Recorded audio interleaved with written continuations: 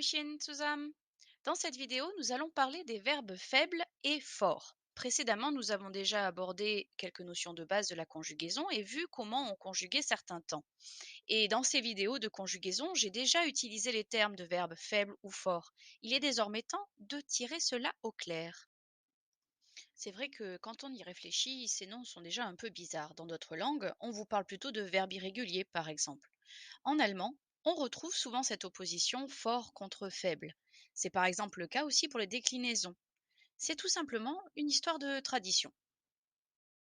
Et oui, même pour la grammaire, chaque langue, chaque culture a sa tradition. Et concernant l'allemand, c'est à Jacob Grimm que l'on doit ces termes.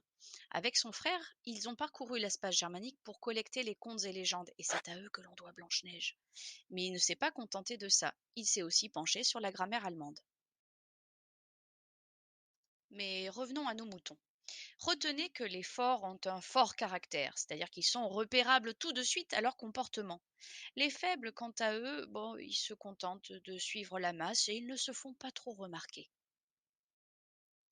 Commençons par les faibles. Ils suivent les règles sans moufter. Au présent, rien à signaler. Au prétérit, eux ne changent pas de radical, ils prennent juste la marque de temps du prétérit TE.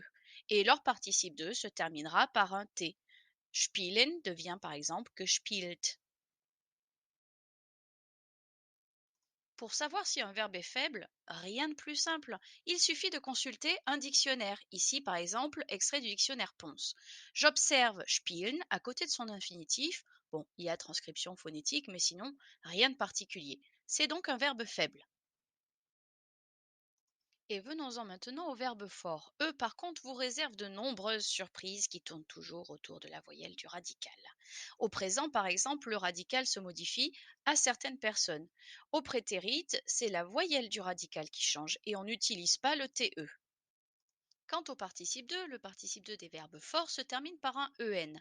Par exemple, le verbe fahren devient gefahren.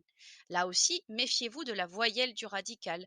Pour le verbe nehmen, par exemple, cela se transformera en genommen. Pour les repérer, c'est une nouvelle fois vers le dictionnaire qu'il faut se tourner. Regardez ici à côté de l'infinitif. Wow, wow, wow, qu'est-ce que c'est ça? Ce sont tout simplement les formes conjuguées à la troisième personne du singulier. La première vous indique le présent, la deuxième le prétérit, la troisième le participe de. Mais on est bien d'accord qu'on ne peut pas se balader sans arrêt avec un dictionnaire dans la poche. Il n'y a donc pas 36 000 solutions, il faut les apprendre.